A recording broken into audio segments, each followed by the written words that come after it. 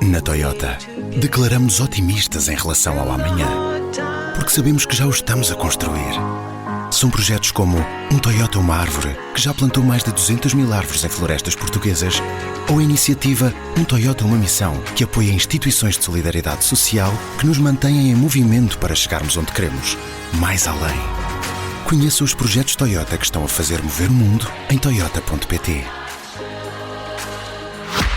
Está à altura dos livros e eu trago desta vez um livro que pode ser útil para uma discussão política que tem exaltado opiniões, útil sobretudo para um conhecimento mais aprofundado daquilo de que se está a falar. Refiro-me ao debate em torno do conceito de genocídio. O livro chama-se precisamente Genocídio, uma história política e cultural, e o autor, o italiano Paulo Fonzi, especialista em História da Violência, é professor nas universidades de Nápoles e de Vercelli.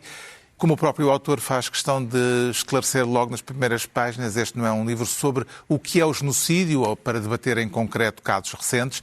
É um livro sobre o modo como este conceito, normalmente entendido como um conceito apolítico, foi desde o princípio profundamente político. Foi cunhado em 1944 por um jurista polaco, um judeu polaco que aderiu na juventude às ideias sionistas e cuja família foi morta pelos nazis.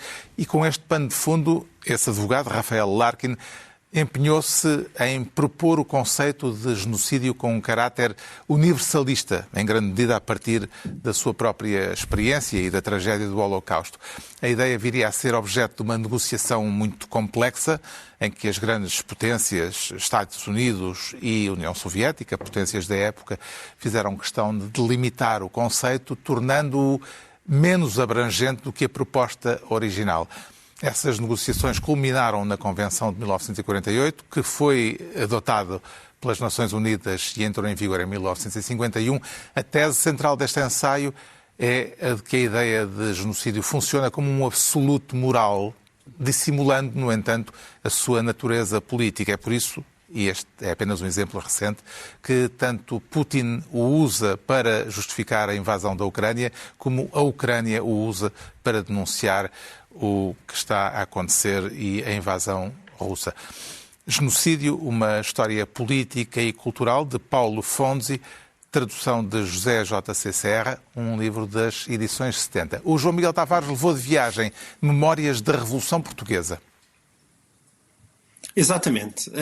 Este livro chama-se No Terremoto de 1975 e é assinado pelo Tomás A. Moreira, que é irmão do Rui Moreira, que foi presidente da Câmara Municipal do Porto, e o pai de ambos, que também se chamava Rui Moreira, mas com Y, foi um dos fundadores de uma empresa que nós conhecemos pelos coleções, chamada Mola Flex. Foi uma empresa, e ele foi um empresário bastante importante no tempo do Estado Novo.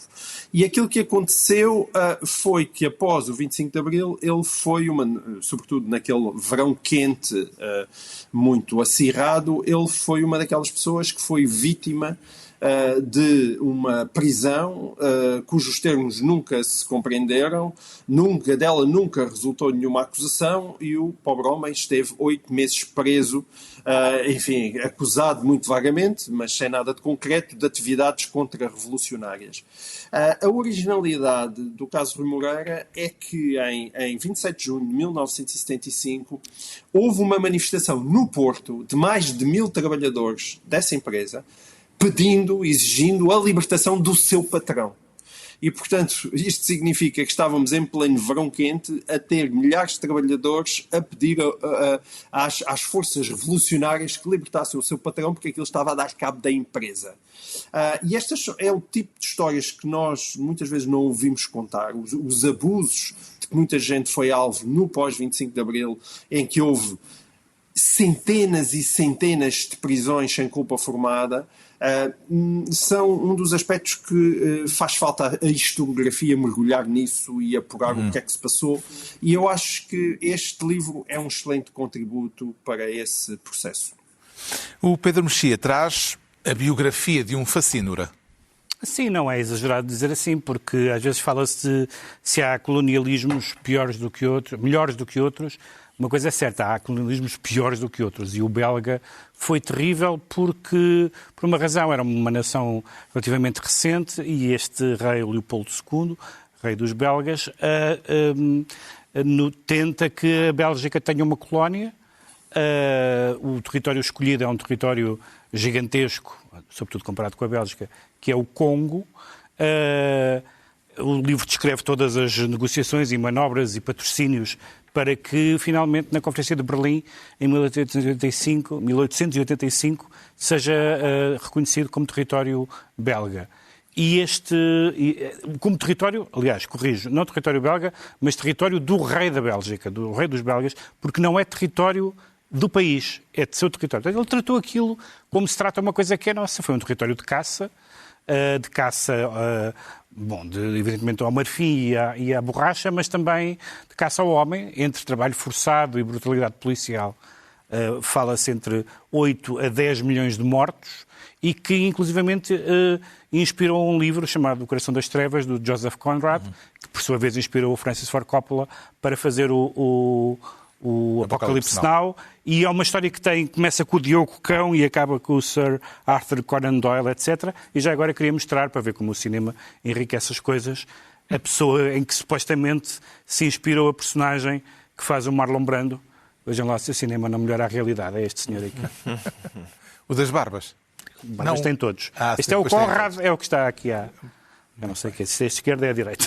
E não é... À direita do Conrad. E não é nada gordo. Foi uma... Não, nada, coitado. Foi uma atuarda de Coppola. O Ricardo Araújo Pereira propõe o livro de uma psicanalista que se psicanaliza. Exato, Carlos. E em 0 segundos, que é o tempo de que disponho. É isso. Chama-se Análise.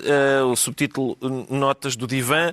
Vera Iaconelli é uma psicanalista brasileira que faz isso, quer dizer, ela mistura a história da sua família, enfim, a família dela tem de facto 2 ou 3 probleminhas, e dela própria, da sua própria análise. Eu tenho algum fascínio pela questão da análise, não muita fé, mas algum fascínio sim, e é interessante vê-la a fazer isso a si própria, também a fazer o historial da sua jornada de psicanálise. Assim se conclui com autoanálise mais uma reunião semanal, 2 a 8 dias, à mesma hora, os mesmos de sempre, também em podcast.